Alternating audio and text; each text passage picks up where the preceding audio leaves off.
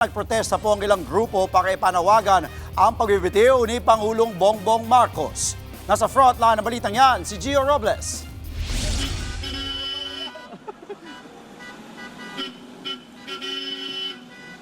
Sakto alas 2 ng hapon kanina nang umarangkada ang motorcade na pinangunahan ni dating Congressman Mike Defensor. Bitbit nila ang panawagang bumaba sa pwesto si Pangulong Bongbong Marcos. Mula EDSA People Power Monument, binaybay ng protest ride ang kahabaan ng EDSA northbound sa Quezon City patungong monumento sa Caloocan hanggang sa Commonwealth Avenue.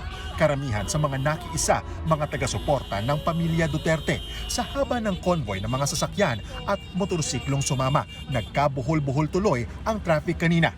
Galit ang karamihan sa mga sumama sa caravan na gustong panagutin ang mga sangkot umano sa flood control scandal. Ang ilan ipinanawagan ang pagbabalik ng death penalty.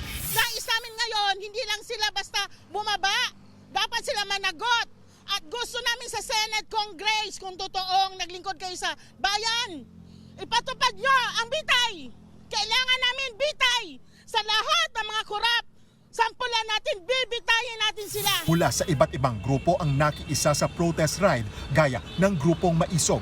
May mga namigay ng watawat habang ang iba may bit-bit na mga banner. Hindi raw kontento ang mga grupo sa pamumuno ng Pangulo laban sa korupsyon.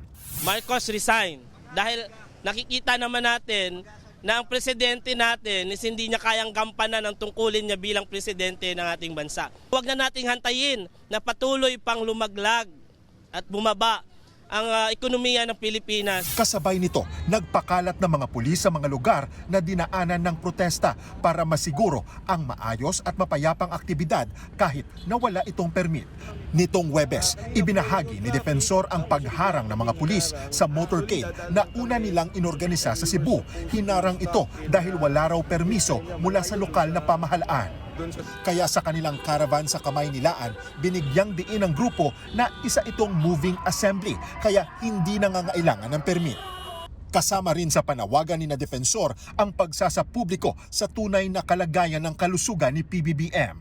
Nagdaos na maikling programa ang grupo sa tapat ng batasang pambansa kung saan nagtapos ang protest drive. Hindi ito ang huli.